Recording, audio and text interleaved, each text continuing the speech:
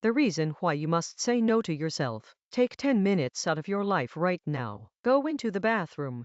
Look yourself deep in the eyes in that mirror and ask the question that 99% of the world is too terrified to articulate. Are you a winner or are you a loser? This isn't about your potential or what you hope to be one day. This is about your current reality, your current habits, and the current results you are seeing in your bank account and your relationships. Most of you are walking through life as NTCS non-player characters who simply react to the environment around them. You wake up, you immediately check your phone, you scroll through social media for an hour, and you wonder why your life feels like it's stuck in a repetitive loop. You are too busy being distracted by the 97% the apps, the games, and the drama to realize that you are in a hyper-competitive battle for every bit of status and opportunity you desire. Your life right now is a perfect reflection of every choice you have made. It doesn't matter if you were born into a tough neighborhood or if your father was an abusive alcoholic. While those things may not be your fault, it is for damn sure your responsibility to fix them. Fault and responsibility do not go together. When you blame your circumstances, you give those circumstances power over your happiness. The moment you stop pointing the finger and exit victim mode is the moment the road to power begins. If you are a winner, you don't care how you feel. You understand that the work needs doing and it must be done. The billionaire and the bum both have the same 24 hours in a day. The only difference is how they manage their life energies. Are you going to spend those hours building a legacy, or are you going to spend them being a docile farm animal for the elite? We have been conditioned by a soft society to think of the word discipline as a form of punishment. We think it's a cage that keeps us from being free to do whatever we want, but that is a lie designed to keep you weak. In reality, self-discipline is the definition of self-love. When you say you love someone, you have behavior toward them that is loving. If you love your child, you don't let them eat candy for every meal just because they want it. You love them too much to let them become sick and unhealthy. So why do you treat yourself with less love than that? True self-love is being able to look at yourself and say, I know you want to sleep in and hit that snooze button, but I love you too much to let you be average. It is saying, I know you want that pizza and it would taste good for 5 minutes, but I love you too much to let you feel like crap for the next 5 hours. The road to sustained happiness is through disciplining your behavior, not by indulging every impulse.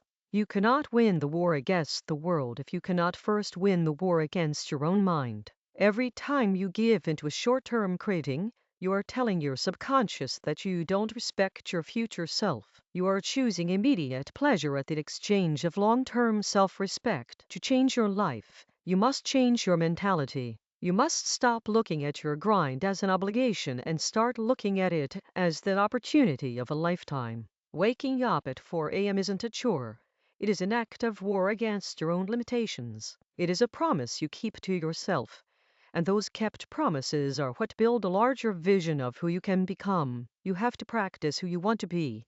You don't just wake up one morning and find yourself successful. You have to put energy into it every single day. This means doing the things you hate to do. When you go for a run in the freezing rain when you'd rather be in bed, you aren't just training for a race, you are callousing your mind. You are building a mental toughness that can withstand the pressures of reality. I'm training my mind, body, and spirit to be one so that when that 2 o'clock in the morning call comes, the call that tells me a loved one is gone or a tragedy has struck, I do not fall apart. I am training for life so that I can be the strength for others when they are weak. Most people are too soft to get back on the bike after they fall. They come up with excuses, saying it must not be for me. No, you are just lazy and undisciplined. You need to tell yourself the truth. The only way to the other side of this journey is through suffering. To grow, you must suffer. You must be willing to live at the edge of your capabilities, where you are almost certain you're going to fail. That is where the adaptation happens. That is where growth lives. If you do what is easy, your life will be hard. But if you do what is hard, your life will be easy. Stop looking for a shortcut or a magic pill. There is no magic out there. There is only the sweat, the grit, and the relentless pursuit of excellence in every small task. Unleashing your potential is not about reaching a peak, it is about the trajectory of your energy. Life is a combination of time and energy. Time is rolling away for all of us at the same pace. If you sleep, it goes away. If you work, it goes away. If you sit and whine, it goes away. It is only your energy that you can manage. If you bring your energies to a certain level of intensity and possibility, what someone else does in 10 years, you can do in 1.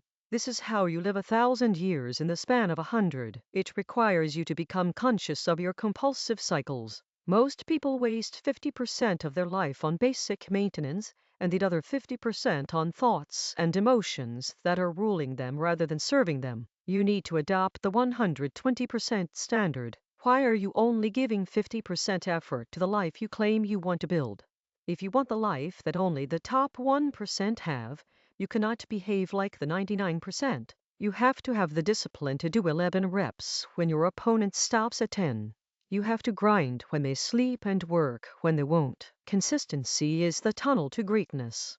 It will turn an ordinary man into something he never thought he could be. Excellence is the only brand that matters, and excellence shows itself even in the smallest tasks. If you can't lay one brick as perfectly as a brick can be laid, you will never build a wall that lasts. Stop talking about what you're going to do and start executing. Stop grieving over what you didn't get or how you were treated in the past. Realize that the greater the digression, the stronger the progression. Your life and your dreams are like arrows. You don't push an arrow to its target.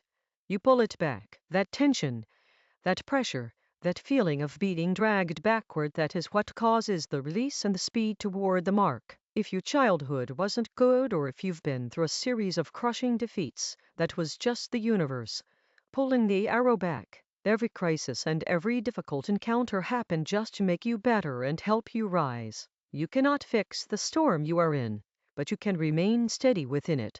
The difference between success and failure is how you view the fall. If you're going to fall, don't fall back, fall forward so you can see what you're going to hit. Failure is a massive part of being successful. You have to get comfortable with it. You have to actually seek it, because failure is where all the lessons are. Successful people fail a whole lot more than they succeed. They just extract the wisdom and use that energy to come around to the next phase of victory. Never let a piece of adversity define your life. You hold the pen that writes your own story, and as long as you have breath in your nostrils, the story isn't over.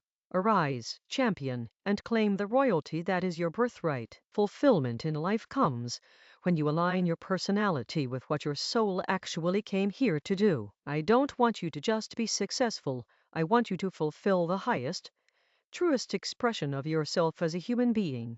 Your job is to fill your own cup through discipline until it runneth over, so that you have enough to give to the world. When you shift your paradigm to service and significance, success will follow you like a shadow, but you must honor yourself first. You cannot offer gallon-sized contributions to the world if you are operating on a pint-sized energy level. Stop compromising your life for what everyone else wants you to do. Stop trying to be everyone's friend and start taking full advantage of your own happiness. The finish line is only a new beginning. Winners never stop. When they reach the top of one mountain, they look for a taller peak. It is the challenge and the journey that make the greatness. Don't tell me it's over. Tell me you're just getting warmed up. You have the fire, you have the truth, and you have the vision. Now you must have the execution. Stop making excuses and stop playing the blame game. Go back to that mirror, look at the champion staring back at you, and decide that today is the day you stop being an NPC. Arise, put your crown back on your head, and let the world know your name. Now, get up and go to work.